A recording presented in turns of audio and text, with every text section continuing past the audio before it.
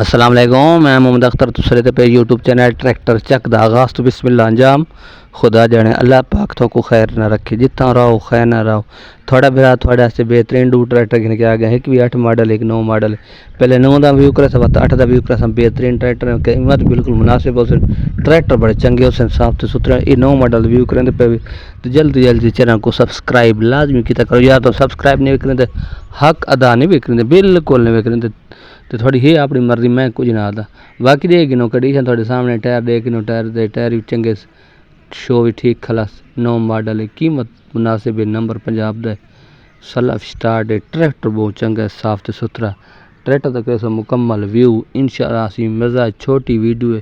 بہترین ٹریکٹر تھا کو رکھندا پیا، قیمت بالکل مناسب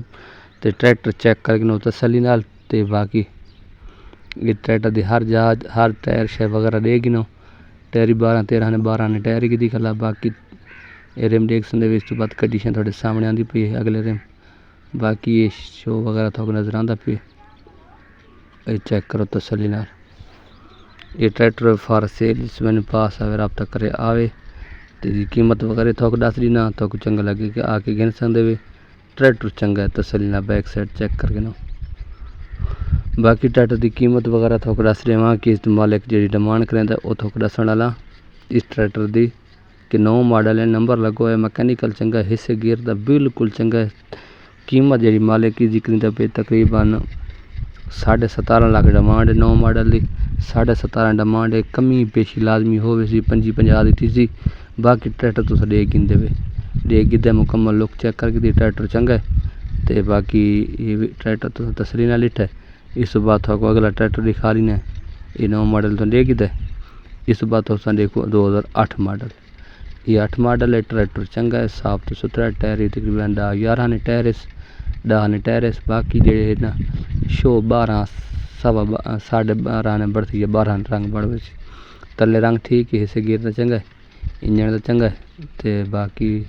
سلف سٹارٹ ہے، میکینیکل چنگا ہے، باقی کنڈیشن تو لے گنو تے باقی ٹریکٹر دی قیمت وغیرہ دس دینا، بالکل صاف ٹریکٹر ہے، یہ چیک کرو تسلی نال، ٹریکٹر بالکل صاف ستھرا دے پے، 8 ماڈل نمبر بکھر دا لگو ہے، میکینیکل چنگا،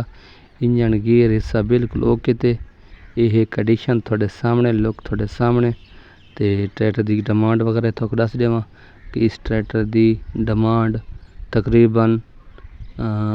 17.5 لاکھ روپے، نمبر لگو ہے، میکینیکل چنگا، 8 ماڈل ہے، 17.5 لاکھ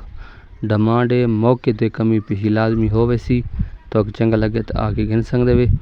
باقی لوکیشن ضلع بکھر، علاقہ نواں جنڈا والا، اتھے کھلا ہے، تو نمبر دے دینا، نمبر تے رابطہ کرے سو آوے سو، اس نمبر تے رابطہ کرے سو آوے سو۔ اللہ حافظ، خوش رہو۔